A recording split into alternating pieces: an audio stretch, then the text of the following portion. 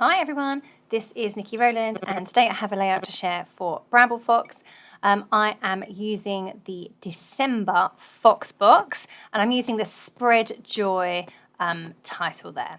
So for the paper collection that I'm using, it is Boho Christmas by Simple Stories, and I loved this floral print. I always love red flowers for Christmas. You know, obviously they're like poinsettias, aren't they? I was straight away drawn to this one, I've just used one of those fabulous circle templates to draw around, I have drawn around it directly onto the paper, rough cut it out, and then I'm just fussy cutting it properly now to make it a bit better, a bit more circular. Just dressing the edges, and I think I'm going to sew around the edge as well. Now, the reason I take the circle right from the middle of the paper is so that I can preserve the frame and use that for something else. So that piece of paper will become a border on a different layout at some point. It's either this side or the other side, depends what's on the other side, but it just means that I get the most out of my collection.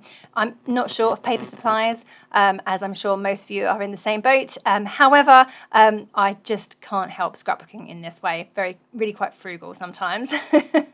Okay, so you can see there that I have gone around it several times on the sewing machine, just in white thread. And I wanted to chop the circle into two pieces and use a big section on one side and a smaller section on the other side. So I've just sliced it down the middle. Then I realised that my circles would be very close together. There wouldn't be much of a gap in between.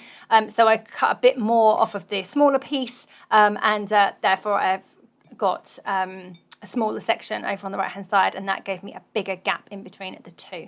And I'm using a piece of white cardstock for my background, and my plan always is to have the beautiful Spread Joy Perspective on a white background. I just find that tends to work better with perspectives that are open like this. I fear that sometimes they go onto patterns and then you can't see them as well, or you can't read them as well.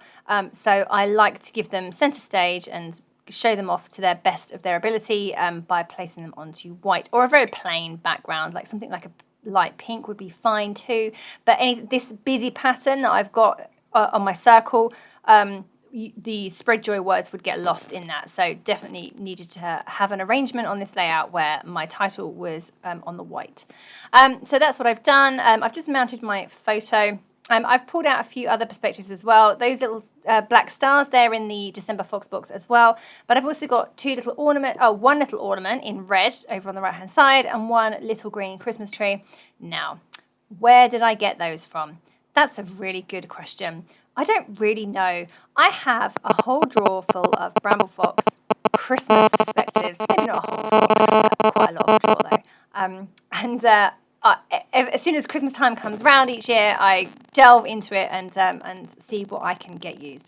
So those are from there, and that means that they were either in one of the previous 2 years' advent calendars, or they were I bought them.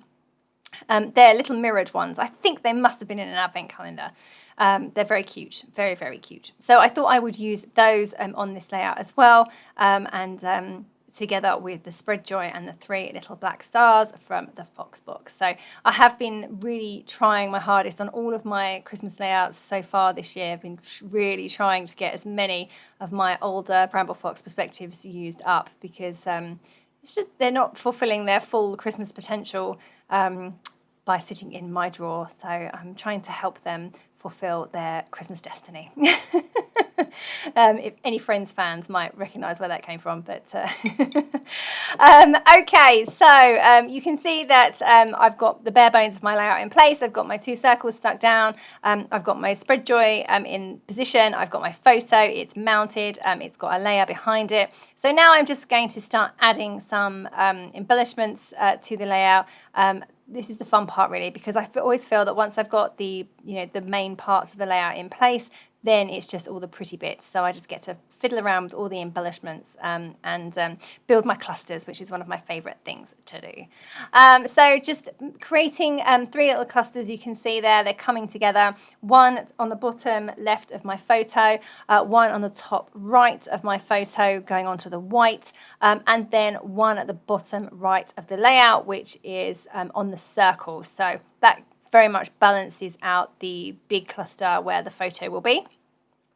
And I'm adding a little one of the black stars down there as well. So I've got 2 further up and then 1 down the bottom. So again, it just provides a bit of balance and spreads them out. I like to repeat the elements in my clusters, in the other clusters, that makes sense. So I have trees in the cluster on the photo. So I would ideally like a tree in the cluster over in the bottom right too. It doesn't always happen, but I do like to repeat elements where I can, hence the stars and the trees, and then generally the flowers as well. I haven't got another camera, I don't think, but I've got, a big icon there, and I've got a big icon to the left of the photo too. So in a way, they are the same type of thing, as in they're a bit different. They're a larger element.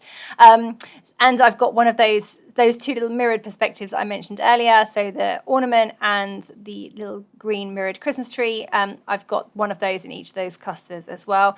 The cluster at the top by the photo is much smaller, but again, I want to include something there. So I'm just popping a house in there now, and say I've got flowers too.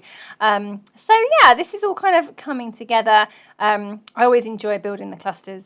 Definitely my favorite part of scrapbooking. So yeah, that's all just coming along, picking out the small things that will work.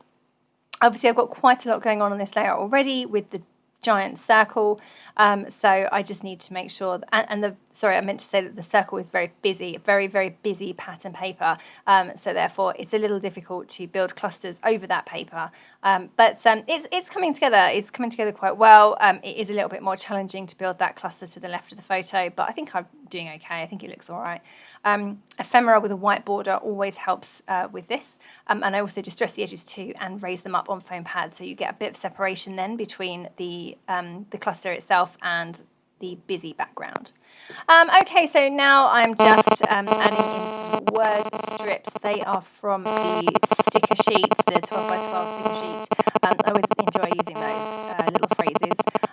So I normally distress the edges of those and raise them up on foam pads to give a bit of extra dimension. Yeah, just going to get those stuck in place, making sure that all my layers are stuck down. I'm happy with how it's all looking, so I'm committing and I'm sticking. Whereas my photo, for example, is normally kind of tacked down in the first instance, and then I commit by putting more tape underneath it and putting foam pads along the top edge too. Okay, just going to get some journaling written in there. I'm writing about the fact that I'm spreading joy by bringing my husband a cup of his favourite Starbucks coffee. Yeah, I might have had one for myself as well. So just writing about that there, and I am finishing off with some splatters of white acrylic paint over the top of all those beautiful, beautiful red flowers. My paint wasn't splattering very well, so I think my paintbrush is on its way out, so I need to get a new one. Right, there we go, all finished. Thank you so very much for joining me today. I hope this has given you some December Foxbox inspiration, and I hope you enjoyed the layout. So thank you very much for joining me today. That was Nikki Rowland for Bramble Fox.